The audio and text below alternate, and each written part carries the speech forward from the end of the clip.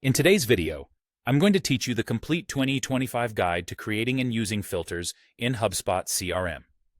This guide will be incredibly helpful for quickly sorting through your CRM data by key criteria across different objects such as contacts, deals, companies, tickets, and more. Let's dive right in and uncover the steps required to master this process. Firstly, to begin using filters on object index pages, you'll want to start by accessing the sections you're interested in within your HubSpot CRM. These sections include contacts, companies, deals, tickets, and others. Simply navigate to your CRM and select the section, such as contacts, where you want to apply your filters. Once you're on the desired page, you'll see an option at the top of the table that says All Filters, or sometimes Advanced Filters. Go ahead and click on that. This is where the magic begins. You'll then be able to choose your properties, which are essentially the criteria you'll use for filtering. Examples include the contact owner, create date, or deal stage.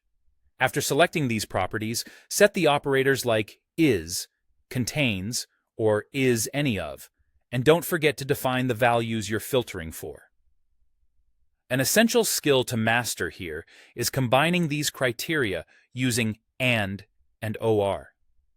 Use and when all conditions must be met for your search results to appear, while or is used when any of the conditions can trigger the results. Once you have your criteria and operator set, hit Apply Filter to see your filtered results. Now that you've applied filters and have gotten the results you desire, you'll want to learn how to save, manage, and reuse these filtered views. Saving your filter is straightforward. Look for the Save icon and click it, then opt for Save as New View. Give your new view a fitting name and set its visibility, whether it's private, visible to your team, or accessible to all users within your CRM. The beauty of this feature is that your saved view will appear as a tab above the records. From this tab, you can reorder, clone, rename, share, or delete your view by accessing the More menu. If you ever want to revert your filters to their original state, use the Reset button, or if you wish to start fresh, simply click Clear All. To give you a clearer picture, let's explore some example use cases. Suppose you want to view contacts where their lifecycle stage equals lead, and they were last contacted less than 7 days ago. Or perhaps you're interested in showing deals with an amount greater than $5,000 or where the close date is next quarter. You can even filter tickets to show only those with a high priority, where the status does not equal closed. HubSpot doesn't limit filters to just direct object index pages. You can expand your filtering efforts across other tools. For lists, which you can access by going to CRM and selecting lists, you can create segments by using property filters with and or logic.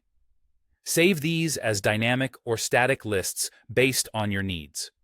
For tasks, utilize filters by criteria such as assignee, due date, or task type, and save your task views for easy access later. If you're moving on to dashboards or reports, consider adding filters at the dashboard level. For instance, you might filter all reports to display only data for Q3 or for a specific owner. Quick filters add flexibility, allowing you and other users to adjust reports dynamically directly from dashboards. And there you go! With these skills, creating and using filters in HubSpot CRM will become second nature, allowing you to swiftly get the insights you need from your data. Thank you for watching, and happy filtering.